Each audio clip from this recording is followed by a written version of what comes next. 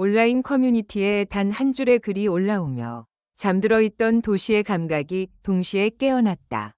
박서진, 선박 폐기, 사진 있음, 왜 숨겼는지 곧 터짐.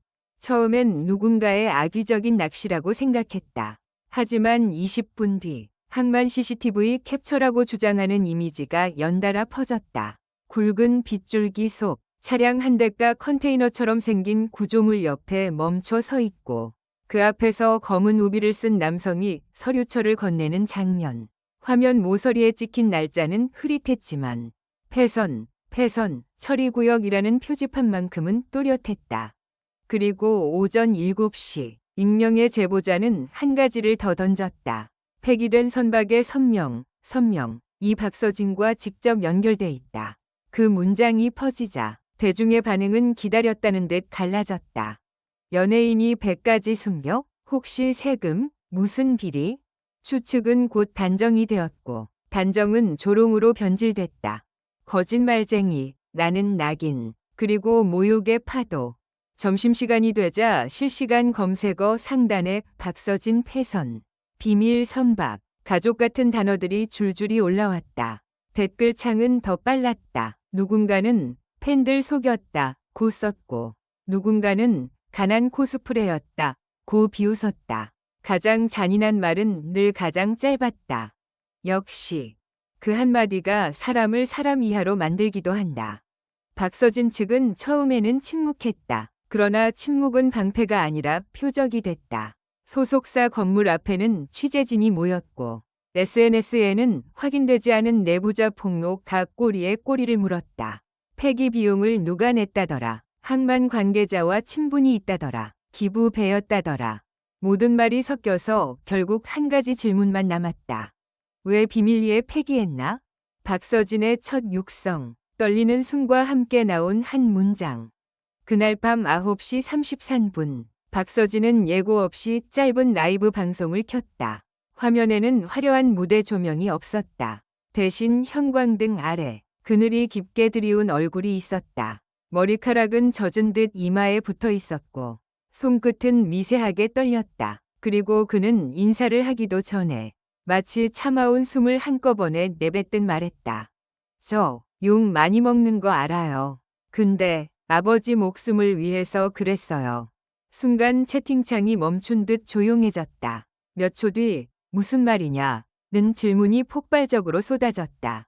박서진은 물 한 모금을 삼키고 카메라를 똑바로 바라보았다. 눈동자는 붉었고 아래턱은 이를 악문 듯 단단했다. 폐기한 거 맞아요. 숨긴 것도 맞아요. 근데 제가 그걸 돈 벌려고 비리하려고 한 게 아니에요. 그가 말한 배는 팬들 사이에서 작은 꿈이라 불리던 선박이었다. 이 이야기 속 설정에서 과거 박서진이 아버지와 함께 바다에서 생계를 꾸리던 시절. 언젠가 고치고 다시 띄우겠다고 마음먹었던 오래된 배. 그는 그 배를 가족의 기억이라고 말했다. 그런데 그런 배를 왜 폐선 처리 구역에서 급히 없앴다는 걸까? 뜻밖의 반전일, 배가 담보가 됐어요. 박서진은 말을 이어갔다. 아버지가 갑작스럽게 중환자실에 입원했고 오늘 안으로 해결해야 하는 비용이 생겼다고. 그때 누군가가 연락해왔다고 했다. 목소리는 차분한 척했지만 문장 사이사이에 공포가 묻어났다. 저한테 선택지를 줬어요. 배를 처리하면 아버지 수술이 바로 진행될 수 있게 해주겠다고요. 말도 안 되죠. 저도 알아요. 근데 그날은 말이 안 되는 게 현실이었어요. 그 순간 많은 사람이 고개를 갸웃했다. 수술은 돈만으로 해결되는가? 누군가는 감성팔이라고 비난했고 누군가는 협박이라는 단어를 꺼냈다. 박서진의 표정은 그 단어에 반응하듯 굳어졌다. 맞아요. 협박이었어요. 배가 담보가 됐어요. 폐기하면 모든 걸 끝내주겠다고 했어요. 안 하면 아버지에게 불이익이 갈 거라고. 그는 구체적인 이름을 말하지 않았다. 대신 이런 표현만 반복했다. 바다 쪽 사람들, 서류를 다룰 줄 아는 사람들, 말이 통하지 않는 사람들. 그리고 그가 떨리는 목소리로 덧붙인 한 문장이 다시 불을 붙였다. 그 사람들은 제가 유명한 걸 이용했어요. 제가 입 열면 아버지한테 더 큰 해가 갈 거라고. 뜻밖의 반전이 패기가 아니라 증거인멸로 보이게 만든 장치. 라이브가 끝나자마자 온라인에는 또 다른 자료가 뿌려졌다. 이번엔 패선 처리 확인서, 라며 찍힌 문서 사진, 도장이 선명했고 처리 날짜도 있었다. 사람들은 봐라, 진짜네 라고 했다. 그런데 몇 시간 뒤 서류 전문가라는 익명의 계정이 나타나 말했다. 이 도장 위치, 양식, 글꼴, 조작 가능성이 높습니다. 논쟁은 새벽까지 이어졌다. 누구는 박서진이 거짓말한다 고 했고, 누구는 누가 박서진을 함정에 빠뜨렸다 고 했다. 어느 쪽이든 모욕은 계속됐다. 아버지 핑계 대지 마. 배 하나로 드라마 찍네. 그 말들이 칼이 되어 박서진의 실명 위로 쏟아졌다. 그런데 바로 그때 두 번째 제보가 등장했다. 항만 근처에서 일했다는 익명의 노동자. 그는 음성 메시지로 이렇게 말했다고 전해졌다. 그날 박서진 씨가 직접 지시한 게 아니었어요. 박서진 씨는 서류만 들고 있었고 실제로 배를 끌고 간 사람들은 따로 있었어요. 그리고 그 사람들 카메라 사각지대까지 너무 잘 알더라고요. 사각지대, 그 단어가 분위기를 바꿨다. 누군가 치밀하게 설계했다는 암시였기 때문이다. 뜻밖의 반전 3. 박서진을 무릎 꿇게 만든 한 통의 문자. 다음 날 아침, 박서진은 소속사를 통해 짧은 입장문을 냈다. 가족의 건강 문제와 연관된 일이라 신중할 수밖에 없었다.는 말과 함께 법적 대응을 준비 중이라는 문장도 있었다. 그걸 본 일부는 더 화가 났다. 또 법적 대응이냐? 고. 연예인 특권이라고. 하지만 같은 날 오후 박서진이 한 장의 캡처를 공개했다는 설정이 퍼지며 판이 뒤집힌다. 화면에는 짧은 문자 메시지. 입 열면 아버지 병실. 우리가 찾아간다. 문자 아래에는 낯선 번호. 그리고 박서진의 짧은 음성. 저는 이게 제일 무서웠어요. 욕먹는 건 참을 수 있어요. 근데 아버지한테 무슨 일 생기면 저는.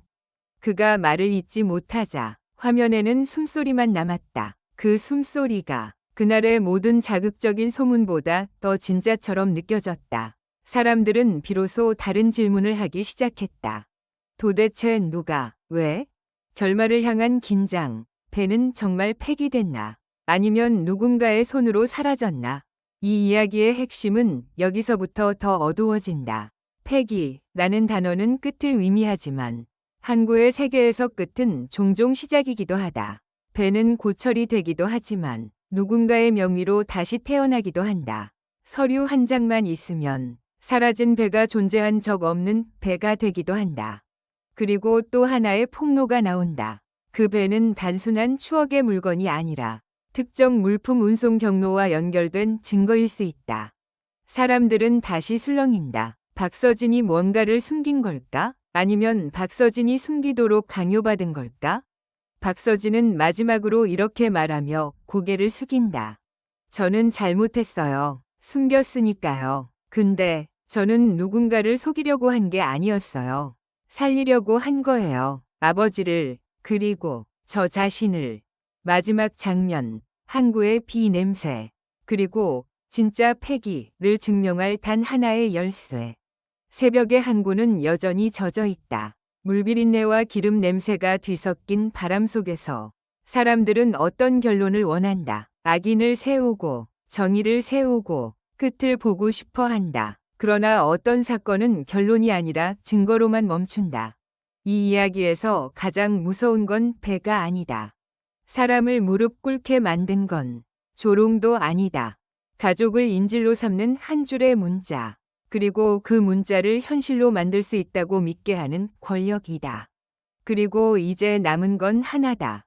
그날 밤 카메라가 비추지 못한 사각지대에 누가 있었는지, 박서진이 손에 쥐고 있었다는 그 서류철 속에 누구의 이름이 적혀 있었는지, 진짜 폭풍은 아직 시작도 하지 않았는지도 모른다.